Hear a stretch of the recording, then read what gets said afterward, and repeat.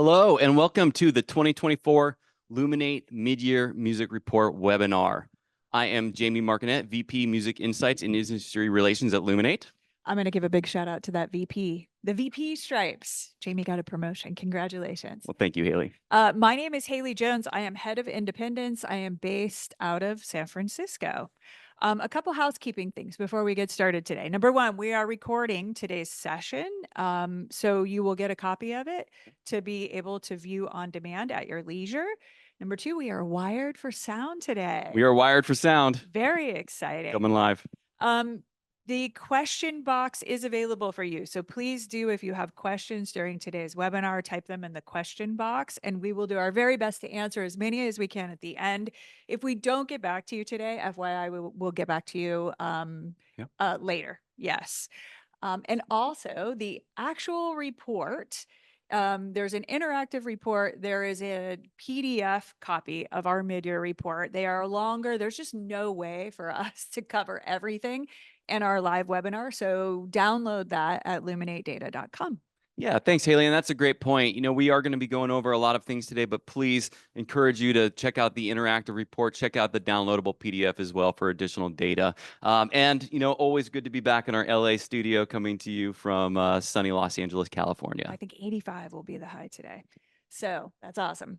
If you're new to us at Luminate, here's a little bit more about what we do. We have a film and TV business here on the music side, which is where Jamie and I work. We have over 500 different data providers. They send us data every day. That's how we track music consumption all over the world. Plus, we do survey data to provide audience insights. We've talked about 70,000 people all over the world to answer the who and the why questions, that 70,000 in the last year, by the way.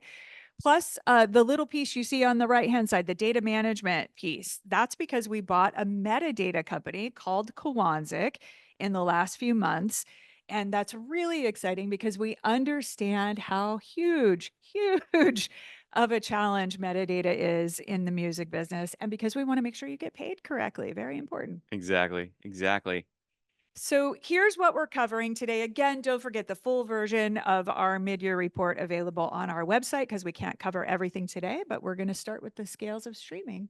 Definitely. Yes, we are. So wanted to also just take a second to talk about the through line for this this report as well. You know, this year when we were looking at this, we're going to obviously talk about all of the metrics. We're going to talk about the global metrics, the streaming. But I think that the through line, especially when we start to get into these different trends, is how audiences are engaging with music. Or also, in some ways, in first trend, we're going to see how professionals and what sort of opportunities there are there. So it's really about how different groups and audiences are engaging with this beautiful art form called music. Hallelujah. So let's start to jump in. And first, we're going to kick it off with our mid-year metrics section.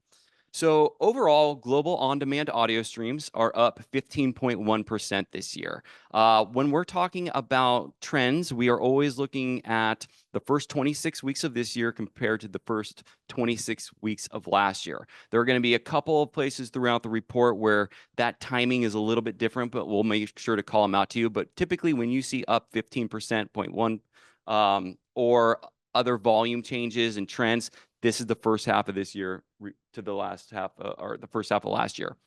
Wanted to call out a couple of interesting things here. You'll see that the difference in the streams, 300 billion at the global on-demand audio level this year. This is down a little bit in terms of the new growth that we saw from last year, and we're going to see this in the US as well. But at this point last year, global on-demand audio streams were up 22.9%. on the strength of 371 billion new streams. So to be clear, there are more streams than last year. Streaming is still growing. We're just not seeing it grow at quite the same rate as we did last year. Yeah. And when we go to our US stats, you can also start to see this in our US numbers as well, up 8% this year. This is built on about 49 billion new streams. Last year, at this point, US was up 13.5%, built on 73 billion new streams. So a little bit of a slowdown in the amount of growth, again, still growing. But our analysis also showed that 2023 was a spectacular year. So it's also important to frame it that way and make sure that we frame it as we're also coming off of a year that was incredibly strong. 2023 was a very strong year. And so the growth that we're seeing is just a little bit of a slowdown after that amazing growth that year. I want to ask you about the physical albums here. I know physical has been a huge topic at the top of the year. So it looks like we have about 4% growth year over year. Yeah. Yeah, thanks for asking that, Haley. And you are right. So we are looking at 3.8% growth for physical albums. That's total vinyl LP, CDs, and cassettes. But it's important to note here, and there's some additional information in the downloaded PDF as well as the interactive version, that we have removed the independent strata from these sales here in the US. And the reason why we did that is because Luminate has changed how we are counting the sales. There is a new methodology. For the better methodology. It's a much clearer Yes. representation, gives great data on it. But our new methodology is different than our old methodology of modeling. Yep. And so we were not able to trend that Okay. for our readers at this point in the year. But we will be able to. So our plan is to go back and restate to January 1, first week of January 2024 forward. So we will do that. Yeah, Okay. because it's very important to be able to Yeah. provide that. But at this point, we are unable to do that. But I did want to call out, and this is in the report as well, that through the weeks that were modeled, which are 23, 24, 25, 26, so essentially June, right? The independent strata made up 29.5% of all physical sales in the US, and it made up 40% of all vinyl sales in the Impressive. US. So more to come on that. That's pretty exciting. Current versus catalog, and you're going to see the terms current and catalog a couple of times throughout our report. But just keep in mind when we're looking at this, current is 18 months or newer. The definition of catalog is 18 months and older. The thing that really jumps out about this slide and these stats right here in the US is that we have seen over the last couple of years, catalog start to gain a little bit more share every single time that we are reporting on it. Yeah. But this year, you can actually see that it's held completely steady with the Like point. the exact same numbers. It's Yes, insane. yes, and we did check that, and it's held steady with last year. So definitely a notable point there, as we'd seen catalog continue to gain share in the past. Well, and here are the biggest genres so far this year. On the left-hand side of the slide, you're going to see the fastest growing genres by share point. On the right-hand side of the slide, the biggest genres by volume so far this year. And I love this slide just because it's a little different than what we're used to seeing. I think on the right-hand side, I'm pretty used to seeing hip hop and R&B being the biggest genre, followed by rock, followed by pop. But on the left-hand side, that Latin bar is really large. I'm not used to seeing the Christian gospel bar at all in a fastest growing genre, so pretty exciting. But you said something like by share point. Can you explain? Yeah, so we wanted to look at it a little bit differently this year, and what we wanted to look at is share points. And why we did that is because we are looking now at, if industry streaming is one big pie, which genres grew their slice of the pie the most, grew it the Got you. fastest. And the reason why we looked at it this way this year is because it does illustrate growth. Yep. It does illustrate a gain of streams. And then it also takes into consideration volume as well, because Very it's important. growing the share of the pie. Also calling out that Latin, it is regional Mexican that is supercharging that. This is actually through the first half of the year in the US. Regional Mexican was the most streamed Latin subgenre, which is a new feat for regional Mexican. Regional Mexican is kind of reinventing itself. Like traditionally, we've thought of regional Mexican as like a little bit of an older genre, and artists like Peso Pluma, like Of course. yeah. Yeah, Cool, definitely. fun, Yeah, driving that genre forward for sure. exciting. I like it. When you look at genres under the hood, they really start to show their distinctions. And a big plug for our new platform, I want to give a shout out to our product team who are working fast and feverishly on Next Generation Connect. There's a lot of new features there, and one of them you're seeing here on this slide. We're able to now define for ourselves how we want to look at new music versus catalog. So on this slide, we're breaking down core genres by release age. Red represents 18 months or newer. Pink is 18 months to 60 months. So that's 18 months to 5 years. And that's what we're calling catalog. And then yellow is what we're calling deep catalog. So 60 months or older. So far this year, check out the rock bar. Over 70% of rock streams are over 5 years old. 5 years old. I think it's that new Nickelback documentary. That and Creed as well. Latin, though, has the biggest proportion of new music. Country is a close second. That's kind of wild. Definitely, definitely. And that's actually something that we've seen as well. And you'll remember on the last slide, we saw that Latin and country were two of the fastest growing genres. We are seeing that these genres that are growing the fastest are also typically the ones that have the most current streaming in them, right? High impact hits that are propelling it forward. And we're seeing that again here. So, All right. So we're now jumping into our trends section. And we're gonna on each one of these to introduce the different trend section. We're gonna talk a little bit about kind of what we were looking at with the overall trend section. And so our first one is scales of streaming. And what we wanted to talk about here is sort of the evolution of the streaming business and sort of the some of the impacts of that as well. So please keep that in mind as we start to jump into that section. A lot of you may be familiar with our track streaming pyramid. We've published this the last couple of years. And, this year we wanted to do something a little bit different. We wanted to look at, number one, an artist breakdown of this. And then we wanted to start to look inside of those threshold buckets and see a little bit more about what's going on. And so this time, and this, what you're looking at here, is the split between major distribution and indie. And major distribution, that includes Sony and Warner and Universal, and then it also includes their independent arms like the Orchard, ADA, and Virgin. Independent distribution is anything outside of that. And what we did to find this is we looked at specific tracks that were the most streamed by that artist. So we took the artist's most streamed ISRC, and then we pulled distribution from that. And that's how we came up with this. You can see that major definitely is very prevalent and kind of owns the top there. 43 out of 46 artists with 1 billion or more US on-demand audio streams through the first half of 2024 had major distribution on their ISRC, most streamed ISRC. But then we see this little bit of this inflection point in the 10 to 50 million bucket, where 62.3% of the artists there had major distribution, and the 1 to 10 million bucket, where 62.1% had indie distribution. So we thought that that was really, really an interesting inflection point as we start to talk about the growth opportunities and the streaming opportunities for independent artists. Well, and I love it because that graph was almost equal. I think there are a lot of new opportunities for indies. Yay. Oh, for sure. Go indies. So on this slide, we're digging a little bit deeper. On the left-hand side of the screen is the 1 million streams so far this year to 10 million stream bucket. The right-hand side of the slide is the 10 million stream to the 50 million stream bucket.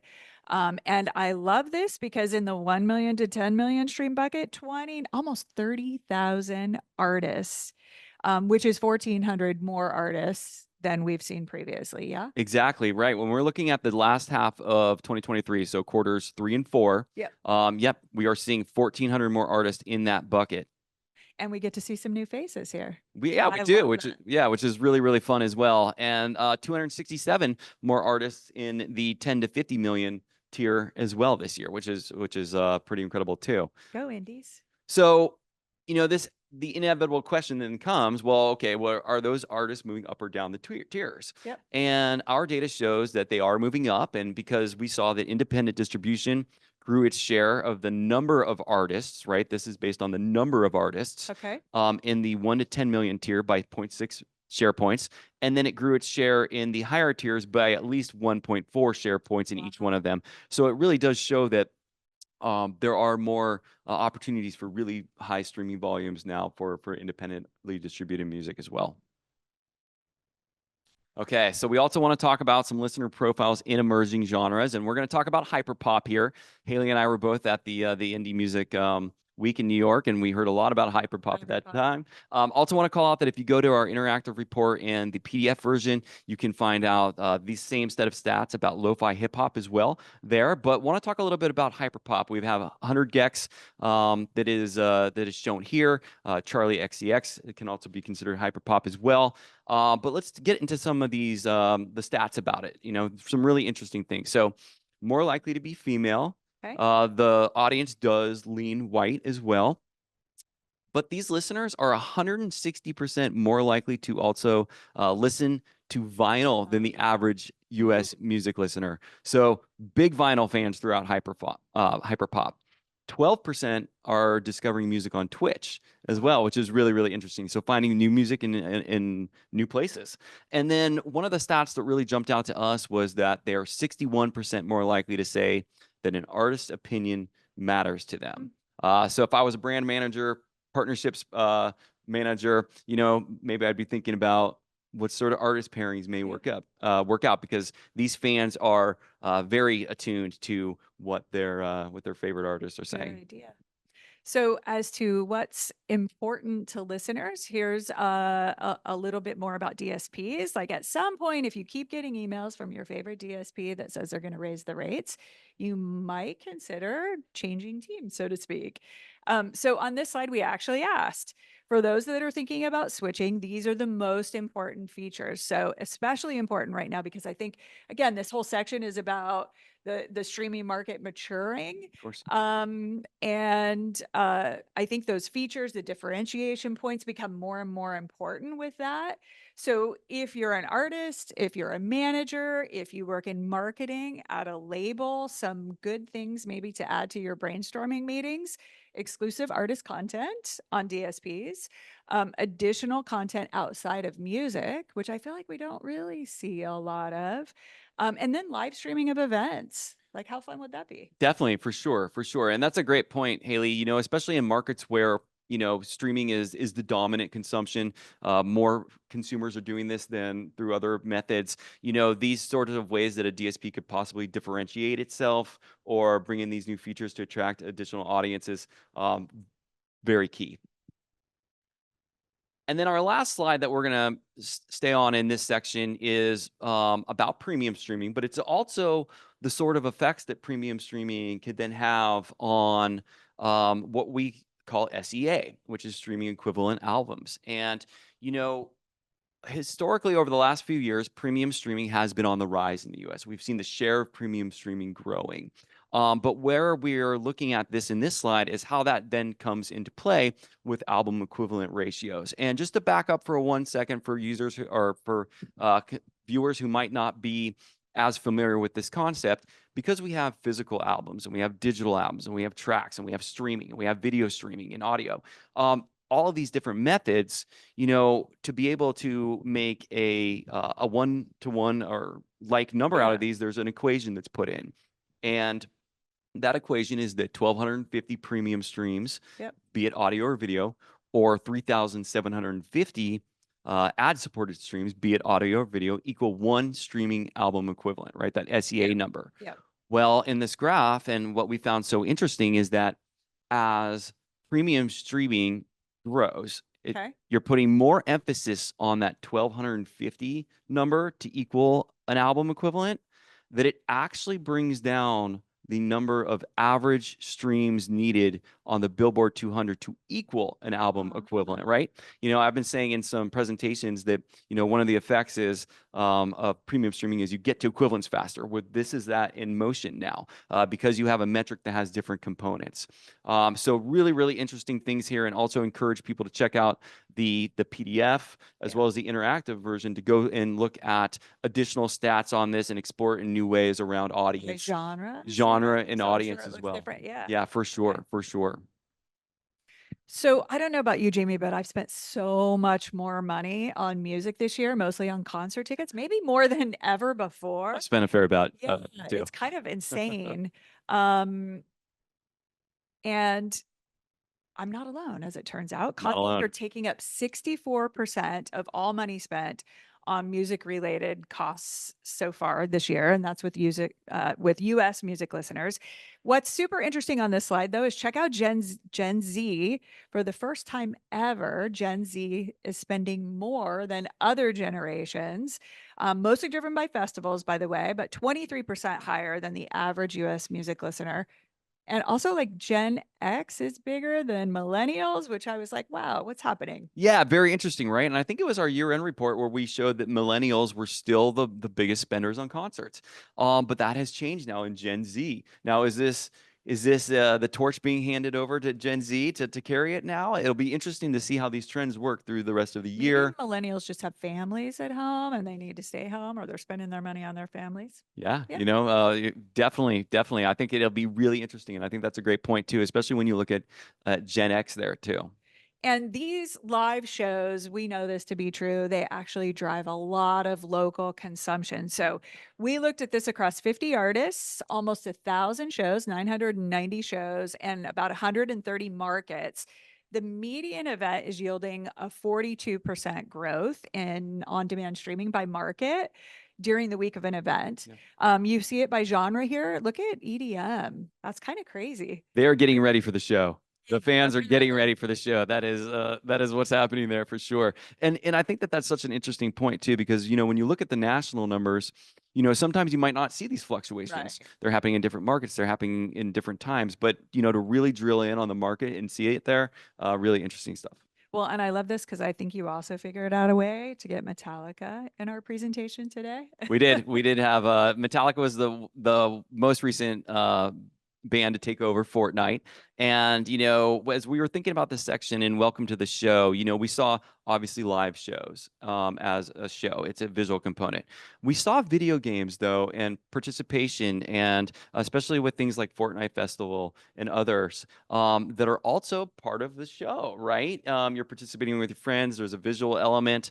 So we wanted to include that, and we're going to see short form here in a second too. But here and in our interactive version in the PDF, where there's some additional songs, we are seeing that the inclusion of these tracks on these video game platforms and in these games is driving DSP consumption as well. Yeah. For Metallica, they were announced on June 12th to take over Fortnite. We did see that the 6 songs that were included globally, they grew 20%. Wow. And then we also saw that Metallica's primary artist catalog outside of those 6 songs Yeah. grew as well to the tune of 6.2%. So we did see this growth. And again, in the interactive version, in the PDF, you can dive into more tracks and look at the growth that they're seeing as well.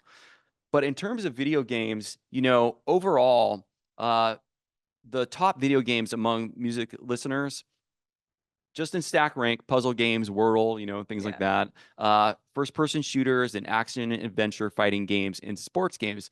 What I think is really, really interesting though is when we start to dive into the different genre fans and the different genre listeners and start to see what games they're attracted to, right? So what we saw is that K-pop fans over-index for role-playing games.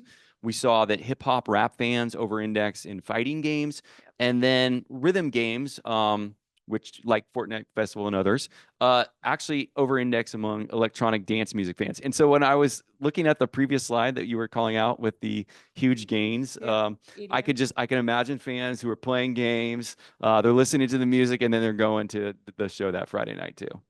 Fun.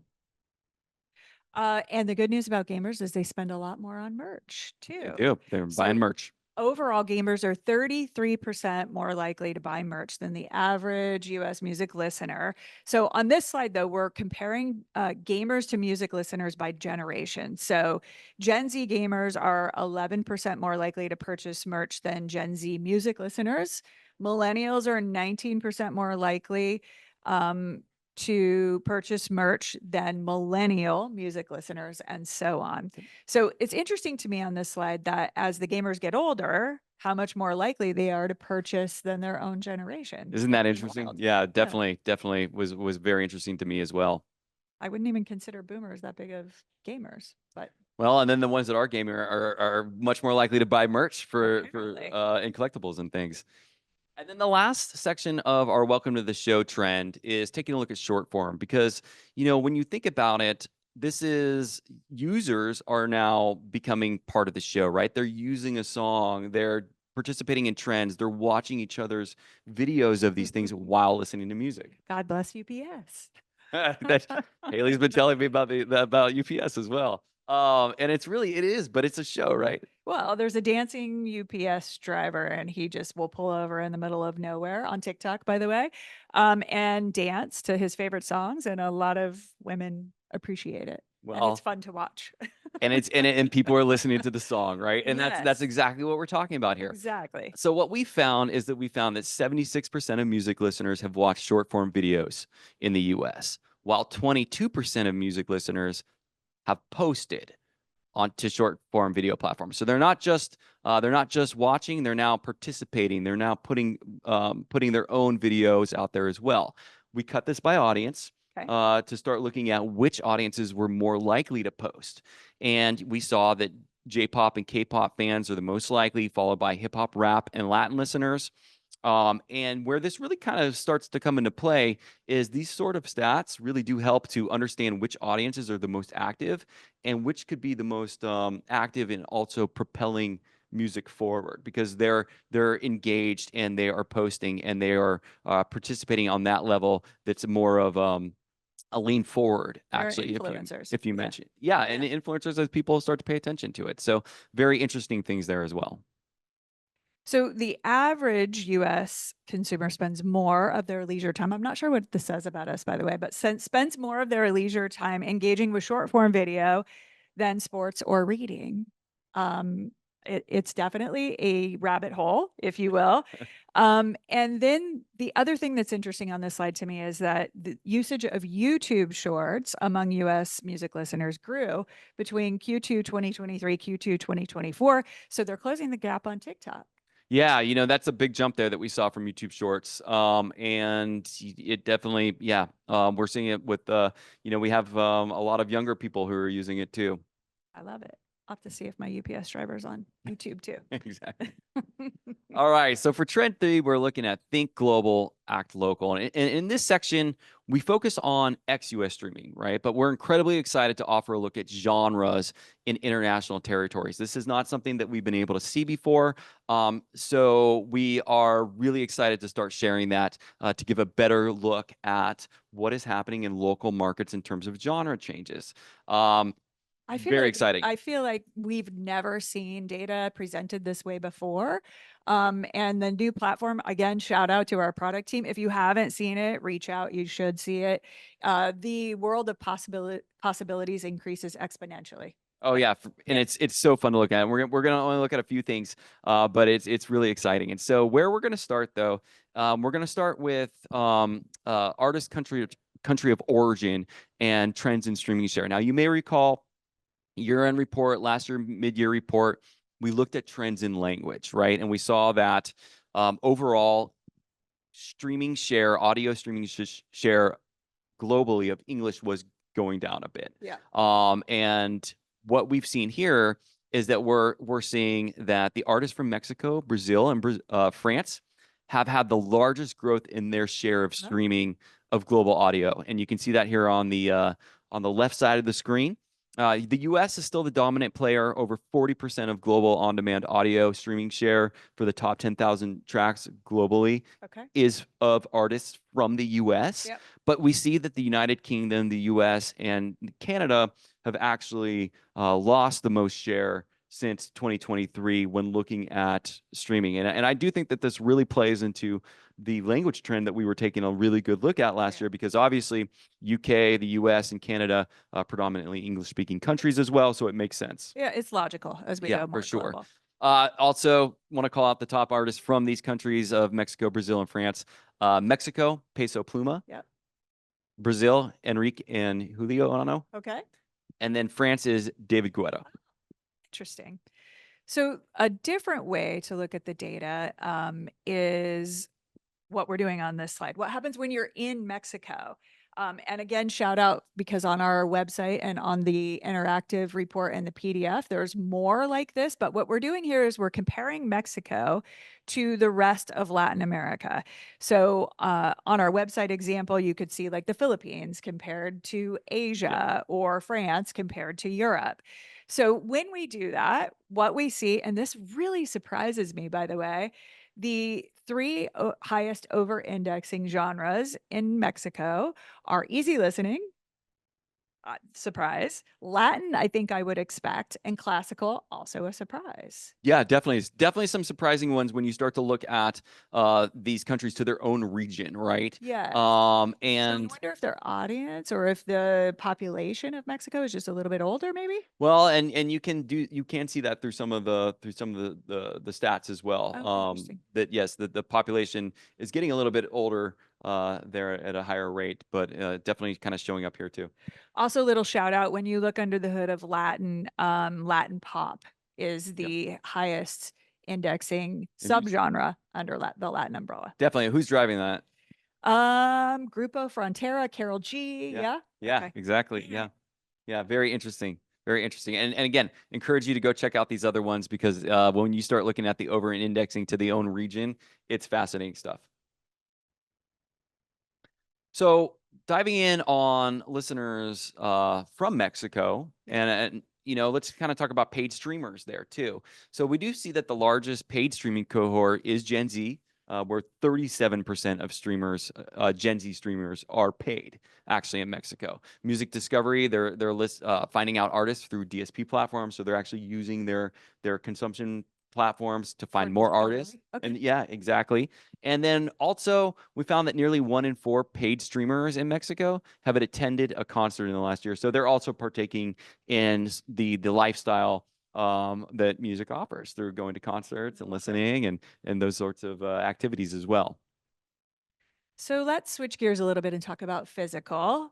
I think with the rise of physical since the pandemic, so too has the creativity started to risen and the number of variants. Like there might be a purple variant, a pink variant, a yellow variant, a white variant. And by the way, when we say variants, what we mean, especially Yeah. let's use vinyl as an example, there might be all kinds of different versions that come out on release day. Exactly, exactly, Haley. And how we found this is we looked at specific, distinct physical UPCs per album release. Yep. And that's where we are counting these as different variants. Exactly. So on this slide, the number of physical variants per Billboard Top 10 release is increasing. That's basically what you see. We're mapping out the number of variants going back to week 1, 2019.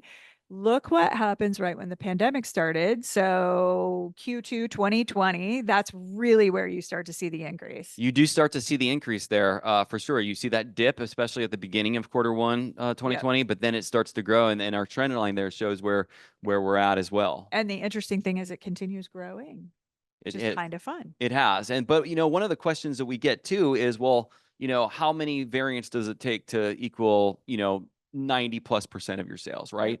And so we did want to look at this, and we did want to isolate it just on vinyl. Okay. So what we're looking at here is we're looking at the top 10,000 US vinyl albums this year. And our data shows that 92.4% of average sales come from your 5 highest performing variants on any given release. Definitely, and a number to consider when planning, and and also especially when deciding what options or what variants you're going to be putting So out. more doesn't always equal more. Well, yeah, we definitely see the 92.4%, for your top 5 highest performing. The flip side of this conversation is obviously the consumer perspective, right? And sustainability has been a huge topic throughout the first part of this year. And our consumer research team has dived in on this and looks at sustainability and reusability as it is a cause that different audiences care about. And overall, what stood out to us was that 26%, physical music purchasers are 26 more likely percent more likely to cite sustainability and reusability as a cause they care about than the average music listener. So they are actually more interested in this overall topic than typical music listeners. And so we've cut a couple of audiences here just to really illustrate this point, right? But pop fans that purchase physical music are 26% more likely to cite this. Audiences that identify as LGBTQ plus and purchase physical music, 48% more. Wow. And then we find that Latin music fans who are purchasing physical music and have children in the household 55% more. So we are seeing that these fan groups that are purchasing physical are more likely to cite this as a cause they care about, and we think that this really does open up a lot of opportunities around for additional marketing, recycled materials, and those sorts of things as well. Yeah, maybe a record plant all using recycled material. Yeah, maybe, Oh, yeah. maybe. I like it. So that's it. Thank you very much. Before we wrap up, I want to make sure you guys, it takes a village. And so many people have had their hands on our mid-year report and our mid-year webinar, and we really appreciate you. I'm Thank you. looking at a few of them right now. We are going to get to questions. So speaking of questions, if you have one, please type it in the question box. We're monitoring those. We're going to start answering those in just a couple of minutes. If we don't get to your question here live, we promise to try to follow up with you immediately following today's webinar. Definitely.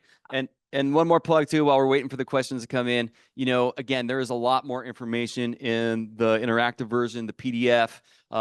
So please check those out because there's a lot of fascinating things that have come out of the first half. I believe it's over already. First half year in music. So Lisa, do you have questions? I'm going to repeat them so the audience can hear. Okay.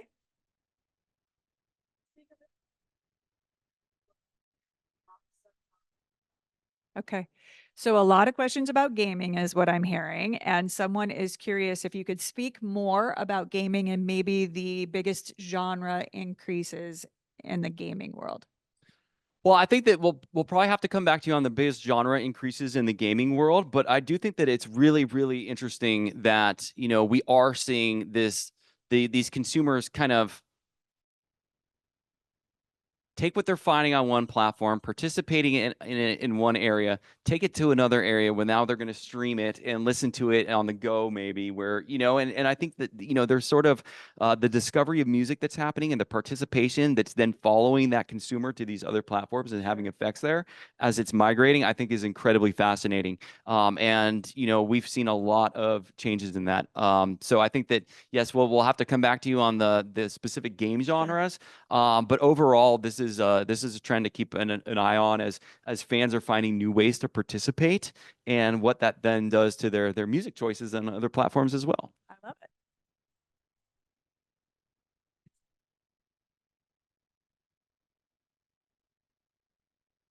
Okay. In relation to the Latin audience or Latin consumption growing and country consumption growing, is there overlap? I believe that there is some overlap, but we're going to have to get back to you on a specific number there. But what I think that we can look at is that we can look at just the growth of Latin music through audiences that are not Hispanic or of Hispanic origin, and we do see that audience is continuing to grow as well. Yeah. We saw this last year too, so it is growing, and so I definitely think that it makes good sense, especially because we find that country listeners are so into finding out new music on DSPs. Yeah. And also, listening to each other's playlists so things could be shared with them and taking those recommendations. I think it stands to good reason that we would see that growing, but I think that we'll have to get back on that specific stat. But I think that we are seeing non-Hispanic audiences also listening to Latin music in greater numbers. Totally logical. I also feel like regional Mexican, where we have the most growth so far this year under the Latin umbrella. It's similar the in instrumentation. ways. Yeah, it's similar in ways to country. Yeah. Yeah, you hear a lot more acoustic guitars and those sorts of things. Taylor Swift. What impact has Taylor Swift had on our numbers so far this year? Taylor's had a very strong impact on it. I mean, obviously, this is something that we called out in the year-end report too. I think where it was about her total album equivalence, I think was 1.7% of the U.S. market. We're seeing that was in 2023. So just this is a continuation of that. Obviously, her streaming impact is incredibly huge. We've seen it in physical albums as well. Has done in her last record did a lot of physical units. So a large impact there too. I mean, well, and since she's on an international tour, it might be interesting to follow along now that we have country level data and we can actually see if consumption grows. I suspect it does. Hey, yeah, that's definitely something to look at. Okay. Excellent. I think there are other questions. We will answer those. We will reach out to you via your email a little bit later today or early tomorrow. Jamie, you rock. Thank you. Well, thank you, Haley. And and we will and we'll post the we're going to post the recording. Yes, we definitely are going to post the recording and we will email you out a link to be able to watch this on demand. Thank you very much for joining us. We appreciate you. Yeah, thank you so much for joining. Always love sharing these stats with you. Have a great day.